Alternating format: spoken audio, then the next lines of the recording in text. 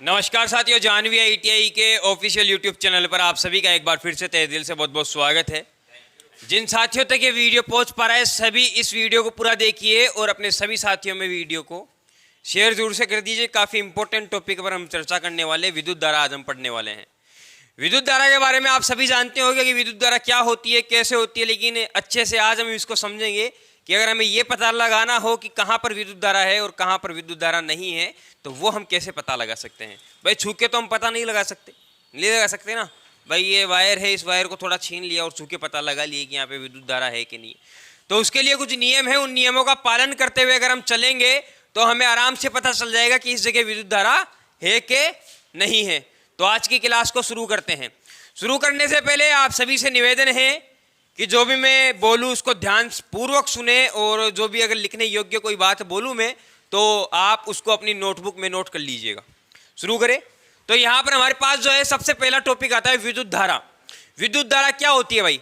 देखिए ये तो मैंने आपको बता दिया कि इलेक्ट्रॉन का एक जगह से दूसरी जगह पर फ्लो होना ही विद्युत धारा कहलाता है। बताया था मैंने भाई ये हमारा इलेक्ट्रॉन है, अगर ये इलेक्ट्रॉन यहाँ से कोई दूसरी जगह चला जाता है उतर करके, ठीक है, यहाँ आ गया उठ करके किसी भी कारण से, किसी फोर्स के कारण, किसी बल के कारण ये इलेक्ट्रॉन यहाँ आ जाता है तो यहाँ पर हम इसे ही क्या कह देते हैं? विद्युत धारा। मतलब इलेक्ट्रॉन का एक जगह से दूसरी जगह पर फ्लो होना या प्रवाह होना ही विद्युत धारा कहलाता है। ये हमने जान लिया था।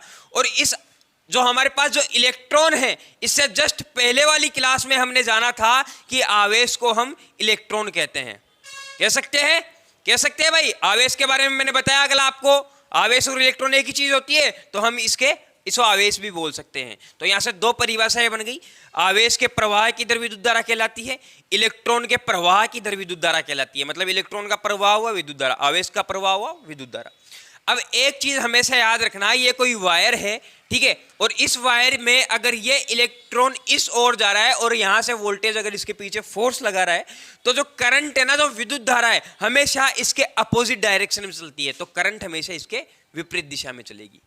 हमेशा ध्यान रखना, मतलब इलेक्ट्रॉन के हमेशा विपरीत दिशा में चलती है करंट। ये चीज याद रखने वाली है, इस चीज को आपको याद रखना है, ठीक है। और विद्युत धारा जो हमारे पास धारा है, धारा का मात्रक क्या होता है भाई? एम्पियर। क्या होता है? एम्पियर होता है। और इस एम्पियर का प्रतीक क्या होता है? ए होता है। और धारा का प्रतीक क्या होता है? आई होता है। तो यहां पर बिल्कुल भी कंफ्यूज नहीं होना। ऐसे हम प्रदर्शित करते हैं एम्पियर को, ठीक है, ऐसे हम प्रदर्शित करते हैं एम्पियर को। मतलब ये ए जो है एम्पियर का प्रतीक है, विद्युत धारा का प्रतीक नहीं है, एम्पियर का प्रतीक है। और ये एम्पियर क्या है? विद्युत धारा का मात्रक है। और यहां पर आई क्या है? ये है विद्युत धारा का प्रतीक। समझ में आ गया? समझ में आ गया? तो ये होती है हमारे पास विद्युत धारा। अब विद्युत धारा की जो लगभग गति होती है वो प्रकाश की किरणों के बराबर ही होती है। सूर्य की किरणें निकली, कितनी देर में हमारी पृथ्वी तक पहुंचती है? लगभग वही सेम टाइम होता है, ठीक है। और वो टाइम जो होता है वो होता है लगभग, बता रहा हूं भाई, 3 × 10⁸ मीटर प्रति सेकंड। मतलब 1 सेकंड के अंदर इतना मीटर हमारी जो विद्युत धारा है वो फ्लो हो जाती है, इतनी दूर हमारी विद्युत धारा चली जाती है।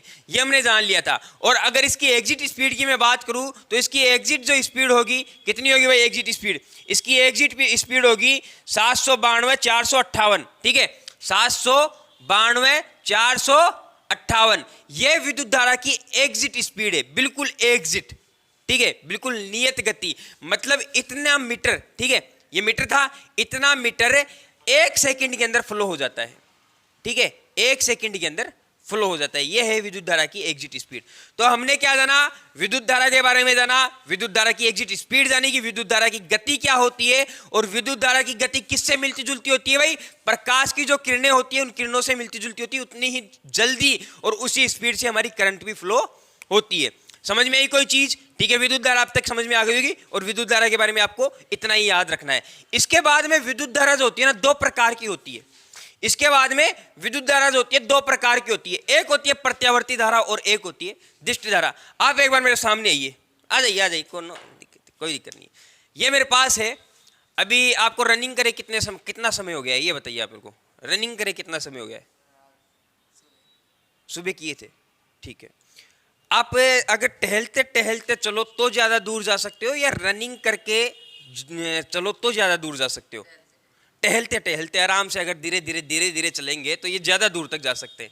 और तेज जाओगे, एक ही स्पीड में जाओगे, बिल्कुल सीधे जाओगे तो कम, मतलब थक जाओगे और रुक जाओगे। तो बैठिए, बस यही समझाना मैं चाहता हूं आपको।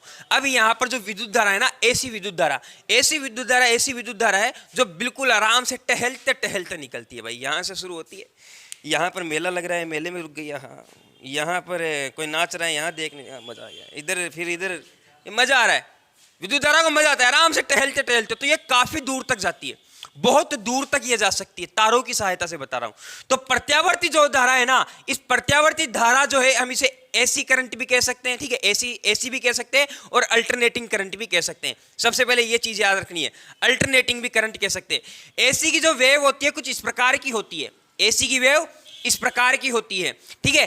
अब यहां पर ये जो एसी की वेव है ना, ये है हमारा 1 हर्ट्ज। क्या है? 1 हर्ट्ज।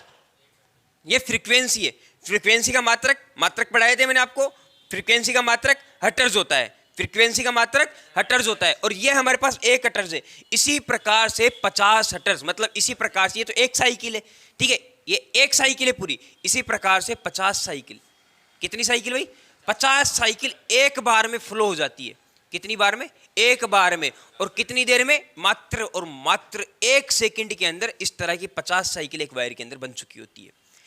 इस तरह से हमारी करंट चलती है। एसी की जो करंट चलती है ना, बिल्कुल इसी तरह से चलती है, बिल्कुल आराम से टहलती और 1 सेकंड के अंदर इस तरह से ये 50 राउंड। मतलब हम कह सकते हैं कि यहाँ पर ये जो हमारा लैंप जब यहाँ आएगा ना, तब हमारा लैंप बंद हो जाएगा और यहाँ पर हमारा लैंप जल जाएगा। तो एक सेकंड के अंदर, ठीक है, हमारा लैंप कितनी बार बुझा भाई? 50 बार, ठीक है, कितनी बार बुझा? 50 बार। और 1 सेकंड में लैंप कितनी बार जला? 50 बार जला। इसीलिए जब आप कभी कभी कैमरा जब यूज में लेते हो और जब कैमरे के, मोबाइल के कैमरे जब आप लैंप को देखते हो ना, तो ब्लिंकिंग करता हुआ दिखाई देता है, दिखता है, आंखों से नहीं नजर आता, वो हमें मोबाइल के कैमरे से ब्लिंकिंग करता हुआ दिखाई दे। क्यों? क्योंकि वो 1 सेकंड के अंदर 50 बार बंद होता है और 1 सेकंड में 50 बार चालू होता है, यही कारण है। तो ये है एसी। एसी कैसे जाती है भाई? टहलती आराम से पहले इधर चली गई मेला देखने, यहाँ मेला लग रहा है, यहाँ मेला देख, यहाँ नाच रही है, यहाँ नाच देख लिया, यहाँ कोई मिलने वाला गया, यहाँ मिल लिया, यहाँ पर चलो कोई शादी में जाना है, यहाँ शादी में जा लिया। तो ये एसी की वेव आराम से धीरे धीरे कोई दिक्कत नहीं, ऐसे चलती है। तो ये एसी की वेव, और इस वेव का मतलब एसी होने का कारण है भाई, इसको हम तारों की सहायता से बहुत दूर तक ले जा सकते हैं, बहुत दूर तक। और हमारी जो डीसी है, इसे हम ज्यादा दूर तक नहीं ले जा सकते, ये बिल्कुल सीधी जाती है, बिल्कुल सटीक, यहां से आएगी। देखिए ये एसी है, ये गई एसी, कुछ पता भी नहीं चला भाई, इतनी जल्दी एसी चली गई। और ये जब भाग रही है, जो कहते हैं ना, जो कबूतर बहुत जल्दी उड़ने लगते हैं ना, वो बहुत जल्दी नीचे भी आते हैं। तो ये कबूतर है एक, तो क्या है, बहुत जल्दी उड़ तो जाती है लेकिन बहुत जल्दी नीचे भी आ जाती है। ये धीरे धीरे डाउन हो जाती है, धीरे धीरे डाउन हो जाती है। और फिर इसका ज्यादा दूर तक हम पारेषण एक जगह से दूसरी जगह पर ज्यादा दूर तक हम इसको नहीं ले जा सकते। तो ये हमारी डीसी होती है, ये हमारी डीसी होती है। हम इसे डीसी बोल सकते हैं, हम इसे डायरेक्ट करंट बोल सकते हैं, हम इसे डायरेक्ट करंट बोल सकते हैं। विद्युत धारा कितने प्रकार की होती है? एसी और डीसी। एसी कितने वोल्टेज तक बनाई जाती है? 33 केवी तक। एसी कितने वोल्टेज तक बनाई जाती है? 33 केवी तक। अब आप बोलोगे सर 132 केवी भी हमने देखी है, 132 केवी भी देखी है भाई, देखी होगी, मना थोड़ी कर रहे हैं। आपने 132 केवी देखी। ट्रांसफार्मर नाम की एक युक्ति आती, जानते हो कुछ? ट्रांसफार्मर, जो ट्रांसफार्मर क्या है, वोल्टेज को अप कर देता है। ये जो आपके पास 33 केवी है ना, इस 33 केवी को अप कर देता है, मतलब बढ़ा देता है इस वोल्टेज को। बनाई कितने वोल्टेज तक जा रही है? 33 केवी तक। अब तो ये 66 केवी तक भी बनाई जाने लगी है, ठीक है। बनाई कितने तक? 33 केवी तक। अब इसको अप करना है ट्रांसफार्मर की सहायता से। तो एक चीज और, ट्रांसफार्मर हमेशा एसी पर काम करेगा, ट्रांसफार्मर हमेशा एसी पर काम करेगा। एसी वोल्टेज को बढ़ाने के लिए हम ट्रांसफार्मर को काम लेते हैं, और घटाने के लिए भी ट्रांसफार्मर का भी काम लेते हैं। मतलब अगर इस 33 केवी को हमें 220 भी बनाना है तो भी हम ट्रांसफार्मर का ही काम लेंगे, ठीक है। और अगर इस 33 केवी को 132 भी बनाना है तो भी हम ट्रांसफार्मर का ही काम लेंगे। लेकिन यहां पर डीसी में क्या होगा? डीसी को अगर डाउन करना है तो प्रतिरोधों को काम में लेना है, ठीक है, रेजिस्टेंस जोड़ने हैं, तो प्रतिरोधों की सहायता से वो कम हो जाएगी। और अगर इस डीसी को बढ़ाना है तो रोटरी बूस्टर नाम की एक युक्ति आती है, उस रोटरी बूस्टर का प्रयोग करना पड़ता है, ठीक है। मतलब दो अलग अलग चीजों की, महंगा मामला हो गया ना, है ना, महंगा मामला हो गया। तो एक तो ये, और ये बनाई कितने तक जाती है? मात्र और मात्र 650 वोल्टेज, मात्र और मात्र 650 वोल्टेज तक ये बनाई जाती है। ये होती है हमारी डीसी विद्युत धारा। अब यहाँ पर इन दोनों से, चलो ठीक है सर वेव बता दी, इन वेव से परिभाषा बताओ। ठीक है, हम बैठ गए एग्जाम में, बैठ गए, हमारे सामने इस तरह की वेव आ गई और हमसे पूछ लिया गया ये आपके सामने एक वेव है, इस वेव से इसकी परिभाषा बना के दिखाओ। आप तो वो परिभाषा बना के दिखाओ। तो साहब वो परिभाषा मैं बता दूं, वह विद्युत धारा जो समय के साथ अपना मान और दिशा परिवर्तन करे, अपना मान और दिशा परिवर्तन करे। अब इसमें मान कैसे परिवर्तन हो रहा है और दिशा कैसे परिवर्तन हो रहा है उसको समझिए। यह है प्लस और यह है माइनस। यहां पर ये वाली जो जगह है ना, यहां तो दिखाई नहीं दे रहा होगा, इसी को बनाते हैं। ठीक है, यह है प्लस और यह है माइनस। ये जो है यह है 90 डिग्री वाली स्थिति। ठीक है, यह जो है यह 180 डिग्री वाली स्थिति, यहां पर 270 डिग्री स्थिति और ये 360 डिग्री स्थिति। सभी को दिख रहा है? हाँ, आपको भी दिख रहा है भाई। और ये है 0 डिग्री वाली स्थिति। पहले हमारी वेव 0 डिग्री पर थी, धीरे धीरे धीरे धीरे बढ़ी, धीरे धीरे पहुंच करके 90 डिग्री पर पहुंची। मान परिवर्तन हुआ, 0 से 90 पर पहुंच गई ना, तो मान में इंक्रीज हो रहा है, मान में परिवर्तन हो रहा है ना। अब यहां पर देखिए, मान में परिवर्तन हुआ, प्लस में चल रही है। अब धीरे धीरे धीरे धीरे माइनस की ओर आएगी।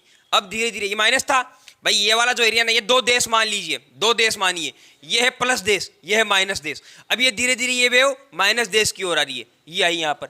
मान परिवर्तन हुआ, 90 डिग्री से 180 डिग्री पर आई, समय निकला, पहले ऊपर गई फिर नीचे, मतलब समय जैसे जैसे निकल रहा है वैसे वैसे मान भी परिवर्तन हो रहा है। अब इसके बाद हमारी वेव दिशा परिवर्तन करेगी। दिशा का मतलब एक देश में चलती चलती दूसरे देश में चली गई, दिशा परिवर्तन हो गया ना। पहले तो जो प्लस देश में चल रही थी अब माइनस देश में चलने लगी है, तो यहां पर ये माइनस देश में चली गई भाई, माइनस देश में गई, दिशा परिवर्तन हुआ। तो वह विद्युत धारा जो समय के साथ अपने मान में परिवर्तन करे और समय के साथ दिशा में परिवर्तन करे, वह विद्युत धारा ऐसी विद्युत धारा कहलाती है। कभी जीवन में आप इसकी परिभाषा नहीं भूलने वाले अगर इस तरीके से इसको याद किया तो।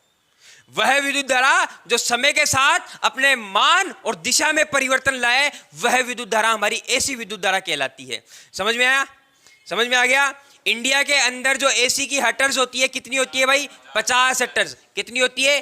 50 हटर्स। अमेरिका में 60 हटर्स। अब आप बोलोगे सर 60 हटर्स तो ज्यादा बढ़िया है। हाँ भाई 60 हटर्स ज्यादा बढ़िया है, 60 हटर्स हम कर भी सकते हैं, लेकिन करते क्यों नहीं है? वो इसलिए नहीं करते क्योंकि जितने भी कंपोनेंट इंडिया में बन चुके ना, ये सब 50 पे चलने वाले। अब 60 बनाने का मतलब इन सभी को चेंज करना हो सकता है? नहीं हो सकता। तो इससे बढ़िया जैसे काम चल रहा है वैसे चलने दीजिए, है ना। हाँ ठीक है भाई, एसी कंप्लीट, डीसी कंप्लीट। अब है विद्युत धारा के प्रभाव। मैं आपसे बोलूं भाई ये वायर है, ये एक वायर है, इसमें मेरे को ये बताओ कि करंट है कि नहीं है। इसमें मेरे को बताओ करंट है कि नहीं। आप क्या करोगे? कॉम्बिनेशन प्लायर लाओगे, इलेक्ट्रिशियन चाकू लाओगे, इसको छीनोगे, इसको पकड़ के दिखाओगे सर थोड़ा थोड़ा आ रहा है, सर थोड़ा थोड़ा हो रहा है, आया? तो इस तरह से आप चेक करके बताओगे। तो ऐसे चेक नहीं करना है। हो सकता है थोड़े थोड़े की जगह थोड़ा ज़्यादा आ जाए, है ना, थोड़े थोड़े की जगह थोड़ा ज़्यादा आ जाए तो वो मामला फिर गड़बड़ हो जाता है भाई। ऐसा हमें कुछ भी नहीं करना है। हमें क्या करना है? विद्युत धारा के 5 प्रभाव होते हैं। विद्युत धारा के 5 प्रभाव होते हैं। लैंप चल रहा है, लैंप चल रहा है, प्रकाशीय प्रभाव। कहाँ गया? प्रकाशीय था ना, अरे कहाँ गया? किरणीय। ठीक है, ये किरणीय प्रभाव। प्रकाश है, प्रकाश आ रहा है ना, प्रकाश दिख रहा है हमें, मतलब लैंप तो जल रहा है, मतलब लाइट तो आ रही है, तो तार को हाथ लगाने की जरूरत क्यों है? पता चल गया ना। चुंबकीय प्रभाव, फैन चलता है, चुंबकीय प्रभाव पर काम करता है। घूम रहा है ना, आवाज से थोड़ी घूम रहा होगा, लाइट तो आ ही रही होगी, लाइट आ रही है, तार के हाथ लगाने की आवश्यकता पड़ी। एक है उष्मीय प्रभाव, हीटर चलता है घर पे, हीटर लगा के देख लिए, ओहो गरम गरम गरम गरम, मामला गरम है, इसका मतलब लाइट आ रही है। तार को हाथ लगाने की आवश्यकता पड़ रही है? नहीं पड़ रही ना, नहीं पड़ रही ना। अब इसी प्रकार से गैस आयनीकरण प्रभाव, गैस आयनीकरण प्रभाव। एक ट्यूबलाइट नाम की एक चीज होती है भाई, इसमें क्या होता है? गैस भरी जाती है। ट्यूबलाइट जानते हो? ट्यूबलाइट, ट्यूबलाइट में गैस भरी जाती है। कौन सी गैस? Argon gas. तो यहाँ पर जो ट्यूबलाइट होती है ना, कुछ इस प्रकार की आपको देखने को मिलती है, और इसके अंदर गैस के छोटे छोटे दाने बन जाते हैं, ये छोटे छोटे दाने बन जाते हैं इस गैस के। अब यहाँ पर कभी कभी जब आप ट्यूबलाइट ऑन करते हो तो आपको एक आवाज़ आती है 3-4 बार, जब वो चालू बंद होती है, ठप ठप ठप ठप आती है ना वो आवाज़। वो किसकी आवाज़ आती है पता है? वो आवाज़ इसकी आती है, यहाँ पर ये जो गैस है ना, गैस, ये जो दाने बन चुके हैं ये फूटते हैं, ये टूटते हैं, और ये जो टूट रहे ना इसे बोलते हैं गैस का आयनीकरण होना, इसे बोलते हैं गैस का आयनीकरण होना। तो ये होता है गैस का आयनीकरण हुआ, गैस आयनीकरण हुई। गैस जैसे ही आयनीकरण होती है तो ये कण फिर एक दूसरे से टकराते हैं, मतलब गैस के जो कण है ना एक दूसरे से टकराते हैं, और टकराने से ही क्या होता है, ये प्रकाश बना देते हैं। अभी मैं बोलूं कि मेरे सामने लिया हो कोई मेरे बराबर का, वो 2-3 बार आएगा मेरे साथ टकरा, मतलब मेरे से टक्कर मारेगा तो मैं भी गर्म तो हो ही जाऊंगा यार, मैं भी रोशनी तो दे ही दूंगा फिर थोड़ी बहुत तो, है ना। तो ऐसा ही है, यहाँ पर जब ये गैस के टुकड़े टकराते हैं ना एक दूसरे के, तो ये भी टकराने से ही रोशनी बना देते हैं। ये होता है गैस आयनीकरण प्रभाव। इसी प्रकार से उसमें प्रभाव में क्या होता है, हीटर वाला एग्जांपल मैंने बताया, हीटर होता है, हीटर में नाइक्रोम का वायर होता है, उस वायर के अंदर जैसे ही सप्लाई जाती है तो सप्लाई जाती ही वो वायर जो है उसका एक गुण है भाई, इसका एक गुण होता है भाई, इधर से करंट होता है और नाइक्रोम का खुद का एक रेजिस्टेंस होता है। अब यहाँ से करंट आ रही है, इधर से रेजिस्टेंस, दोनों में लड़ाई हो जाती है, झगड़ा, दोनों में भयंकर झगड़ा होता है, युद्ध छिड़ जाता है। और युद्ध जैसे ही छिड़ता है ना, जैसे युद्ध भूमि में धूल ही धूल होती है, वैसे इस युद्ध भूमि में ना उष्मा ही उष्मा हो जाती है, गर्माहट ही गर्माहट। और हम बोलते हैं बैठा लड़ो, हमें तो मजा आ रहा है, हमें तो मजा आता है। ये क्या है, उष्मीय प्रभाव है।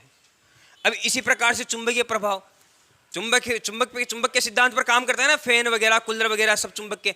अब भाई अगर कूलर और फैन चल रहा है तो लाइट आ रही है, अब वो तो कॉमन सेंस की बात है, हमने वायर लगा दिया, स्विच ऑन किया, नहीं चला तो लाइट नहीं आ रही, या हो सकता है कोई खराब भी हो गया हो, है ना भाई, नहीं चला तो लाइट नहीं आ रही, और चल गया तो भाई लाइट आ रही है। तो ये है चुंबकीय प्रभाव, नॉर्मल सी चीज है। इसमें क्या होता है, इधर से जैसे ही करंट भेजी जाती है, रेजिस्टेंस होता है, रेजिस्टेंस के कारण कॉइल के अंदर मैग्नेट बनता है, और मतलब लड़ाई होती है मैग्नेट। अब बोलता है हमें मजा आ रहा है, हमें हवा लग रही है, तुम लड़ो बेटा, हमें हवा लग रही है। तो यहाँ पर हर एक वायर का गुण है। नाइक्रोम का वायर है झगड़ा होते ही गर्म होना, इसका वायर है झगड़ा होते ही चुंबक बनाना। तो ये बना रहे, अपना काम हो रहा है, करने दीजिए, ठीक है। इसके बाद में आता है रासायनिक क्रिया, रासायनिक प्रभाव। सेल बैटरी जानते हो, सेल बैटरी, सेल बैटरी में क्या होता है, रासायनिक क्रियाएं होती है। क्या होती है, रासायनिक क्रिया, उसमें इलेक्ट्रोलाइट भरा जाता है, और इलेक्ट्रोलाइट के कारण वो हमें विद्युत धारा बना करके दे रहा है। और अगर सेल बैटरी में रासायनिक क्रियाएं रुक जाती है ना बेटा, तो इसका मतलब है कि वहां पर करंट नहीं है। रासायनिक क्रियाएं हो रही है तो इसका मतलब वो तब तक हमें करंट बाहर देगा, तो वो है सेल बैटरी वाला। रासायनिक क्रिया सेल बैटरी में होती है। किरणीय क्रिया मैंने बता दी। अब यहाँ पर एक गैस आयनीकरण प्रभाव, वो मैंने आपको बता दिया, ये रहा ट्यूबलाइट वाला। तो ये होते हैं विद्युत धारा के 5 प्रभाव। विद्युत धारा के प्रभाव से मतलब है कि हमें ये पता लगना कि यहाँ पर विद्युत धारा है कि नहीं है, किसी वायर को हमें नहीं छूना है, क्योंकि आपको पता है कि विद्युत धारा को न तो सूक्ष्म आंखों से देखा जा सकता है, ना सूक्ष्मदर्शी की सहायता से देखा जा सकता है, ना इसे छुआ जा सकता है, ना इसे पकड़ा जा सकता है। आप सभी जानते हो ये चीज़, इसीलिए लोगों ने ये 5 प्रभाव बनाए हैं। इनके कारण हम पता लगा सकते हैं, इनकी वजह से हम पता लगा सकते हैं कि यहाँ पर विद्युत धारा है कि नहीं है। अब भाई मजा आया कि नहीं आया, आया, मजा आया भाई। देखो पेशेंस रखोगे ना तो मजा तो आता है। अभी मैंने आपको बोला था कि लास्ट तक रुकना, देखो मजा आएगा भाई, क्योंकि किसी चीज़ को हम टाइम देते हैं ना, किसी चीज़ का हम इंतजार करते हैं, भाई मजा आ रहा है, भाई मजा आ रहा है। अब तुम्हें लास्ट तक तो मजा आया ही होगा। अब क्या है, एक छोटी सी बात याद आई मेरे को, शबरी को जानते हो, शबरी को, शबरी शबरी रामायण वाली, है ना, पता है। शबरी रोज फूल तोड़ के लाती थी और रोज रास्ता सजाती थी, रोज, और रोज बेर तोड़ तोड़ के लाती थी और चक चक के उनको रखती थी कि आज श्री राम आएंगे और खाएंगे और उद्धार करेंगे। नहीं आए साहब, नहीं आए, उम्र निकल गई सारी, नहीं आए। एक दिन आए, पूरी उम्र निकलने के बाद आए। जबकि शबरी जो है ना दलितों में थी। देखिए एक चीज और, रावण ब्राह्मण था फिर भी राक्षस बन गया, और शबरी दलित थी फिर भी देवी बन गई। वो अपने कर्मों के हिसाब से, तो कर्म सही रखिए, ठीक है, आपके कर्म आपको सही रखने हैं। अब इसी प्रकार से शबरी ने पेशेंस रखा तो राम जी आए ना, वो रोज फूलों से सजाती थी, राम जी आए ना, वो रोज बेर खा खा के, अरे झूठे बेर खाए राम जी ने, उनके झूठे बेर, राम जी आए थे ना, तो आते हैं। हर चीज का एक पेशेंस होता है, पेशेंस रखिए। ये दिमाग में भी घुसा ना क्योंकि आपने पेशेंस रखा, गया ना क्योंकि आपने पेशेंस रखा। तो इस क्लास को आज खत्म करते हैं ना, ठीक है, धन्यवाद साहब।